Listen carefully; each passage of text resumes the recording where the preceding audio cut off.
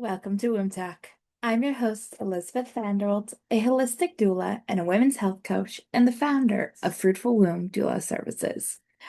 This space is for every woman who is walking the path of deeper healing, whether you're tending to your fertility, carrying life, grieving loss, or even stepping into motherhood. Or maybe you're easing into the wisdom of menopause. Here we honor the full spectrum of womanhood through story, nourishment, and sacred conversations. Feel free to find us on social media and stay connected with the community. So let's settle in, take a deep breath, and begin. Today, we're going to be sharing something that is very near and dear to my heart. I'm going to be sharing with you three things that if you're trying to conceive a baby, you should be looking into for your area and what resources are out there. Um, how do I say this in the best way? But obviously, there are many steps to trying to get pregnant. It is just so much more than just sex.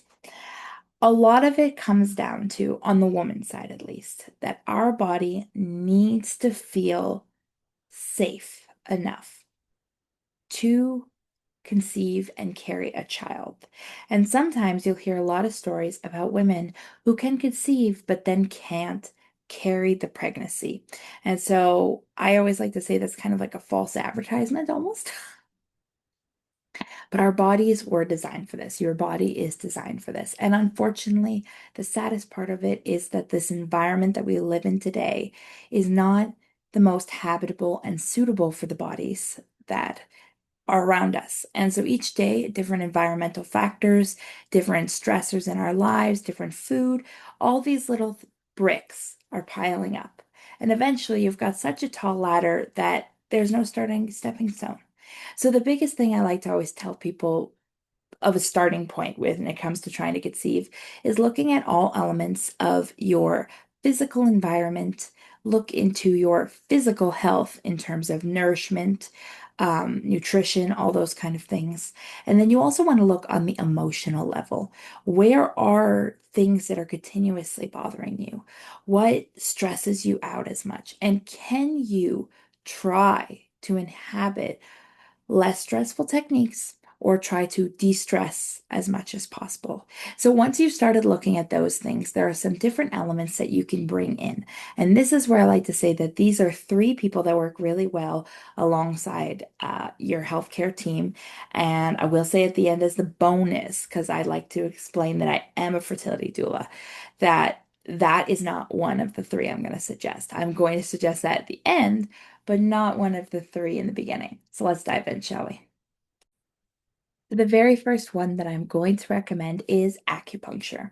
Now, this one is sometimes people are like, huh, why? It's like a bunch of needles being pressed into your body.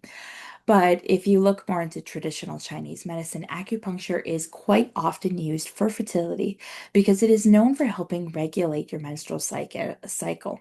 This can also help thicken any uterine lining, and that in turn helps support better implantation. So, for those who are maybe undergoing assisted recovery, reproductive therapies, maybe like IUI, IVF, acupuncture has actually been proven to increase that success and help support pregnancy rates. So that is number one thing I'd like to recommend because acupuncture is a very gentle, effective therapy to support your health and the balance of your health. So generally you'll find that it is actually quite painless. A lot of people are worried that they're with the needles, there's a lot of pain associated with that. And that's because we've associated the two together. And when we have more fear, we have that fear, tension, pain triangle. So remember that a little bit when you're thinking that, oh, if I'm so afraid of the pain of this, we're creating a tension that will in turn help associate more pain with it. So it is oftentimes found quite relaxing. Um, Although there are small needles included, they are actually inserted on the different energy meridians to stimulate, haha, balance and actually improve a lot of our functions. And as women, like I said before, when we're looking into our life and we see how many things we've got juggling, The juggling we've consistently got as if you have other children, if you have a job, maybe you have two, if you have a partner. Like there's so many different steps to that that you will be focusing on. So that's why acupuncture is definitely number one. So this is a mix of a de-stressor, but it's also something that I like to bring in because although some people do not believe in yoga, I believe there's a lot of different exercises that are associated with yoga that you could still do outside of the practice of it. But fertility yoga is going to be my number top tool that I recommend when trying to conceive. And so most of the classes that are designed for fertility can help you a lot with the stresses and anxieties that you have in life and that you have when you're trying to conceive. A lot of us are like, oh, what's wrong with me? Why can't I have a baby? And a lot of those stressors they build. And even though it may just be a thought you think of once in a while here and there, they add up. And those stressors live with you continuously until we start to relax and insert more knowledge into our life to counteract our fears. So, fertility yoga is also known for rebalancing your system. So, it can help you calm your nervous system down. It can help reduce cortisol, which is the stress hormone levels. It can also, those items can then improve your ability to become pregnant. And there are different classes in different areas, different teachers with different methods. So each one is going to hold something different. So if you find, I always like to say the 3 month rule with anything natural, especially if it doesn't work after 3, 4 months, then maybe that's not the right fit for you. So after 3 months of a certain yoga class, if that doesn't work for you, then go try to see if something else, like continue with the practice. And again, I suggest fertility yoga. Maybe that's not the problem why you're not getting pregnant. Like there's so many different elements to conception that it's not a one size fits all. There's no cookie cutter approach. It is all tailored and unique to you as much as possible. My third option, or third item that I wanted to mention, was to get someone to help do massage therapy with you. Now, I personally take elements of womb massage and I use that tailored per approach on what might be ailing you. But having any type of regular fertility massage can kind of help you with many different benefits in terms of our reproductive system. And I'd like to mention those a few here so that you can kind of get a bigger feel for them. But one of the biggest things that a lot of people enjoy from massage is that it can help promote hormonal balance. And this is great to help increase circulation to the uterus and the cervix. It can help improve the endocrine system communication. You find that it encourages the liver to get rid of excess hormones. It can promote the hormonal balance that I was talking about, and it helps get rid of old stagnant blood and tissue. So, other things that people have said that it has helped with is actually to reposition a tilted uterus, which saying that the more that I've read into that recently is something that I want to look into for myself since I have not a tilted uterus but a retroverted uterus. So my uterus is leaning more towards my spine than it is towards, say, my stomach front, I guess. So another thing is it can help to bring any fresh blood to the uterus, and the massages can actually help break up any scar tissue. So a lot of people find that this really helps with endometriosis or any other type of like hormonal issues that you might be facing. So besides on the pregnancy side, fertility wise, this is just overall great for women's health. So lastly, as I mentioned in the beginning of this episode, I know the ones that it's just me are shorter, more quick tidbits kind of information. But a fertility doula, how can they be of support to you?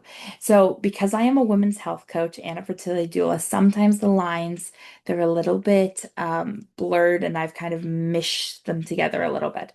But in terms of fertility doula care, our foundational support are the three: emotional, informational, and physical. And that support realms beyond pregnancy, postpartum, like whichever doula care you get, it is going to have those three pillars as our main support. So our biggest one is that informational aspect. So tips like these are really great just to give you that kind of just to look to see all the different options that are out there. Are you looking into this item? Are you looking into that item? Did you get support here? Like that is where informationally a doula can come in handy. And a fertility doula is also that kind of person to give emotional support. So let us be the ones to maybe virtually be on a call with you as you take a pregnancy test. Or maybe we're there to just be like, nah, sadly, it was another a test gone wrong, or I got my period again, and sometimes just let that emotions out. Because when we sit with a lot of emotional turmoil on our chest and our body, we get more of those stress hormones that I was talking about. And in turn, you're not helping yourself. So when we hear old sayings of like, oh, if you go on a vacation, you get a break and that'll help. The reason that saying has come to be so popular is because when you're on a vacation, you are enjoying yourself and you're not stressing about things. But unfortunately, in this day and age, things go beyond stress. Pregnancy is not just because of stress alone. Pregnancy issues go beyond that. And I'm sure in the past it was similar as well. They just didn't know it. But so that is where emotionally a doula could come in handy. And a physical aspect of fertility doula care is more of like, do you want someone to come with you for appointments? Maybe you end up having IUI or IVF as an option. Maybe you want someone to help maybe a little around the house after you've had it, like the different parts of the process. The support goes so far with those three pillars.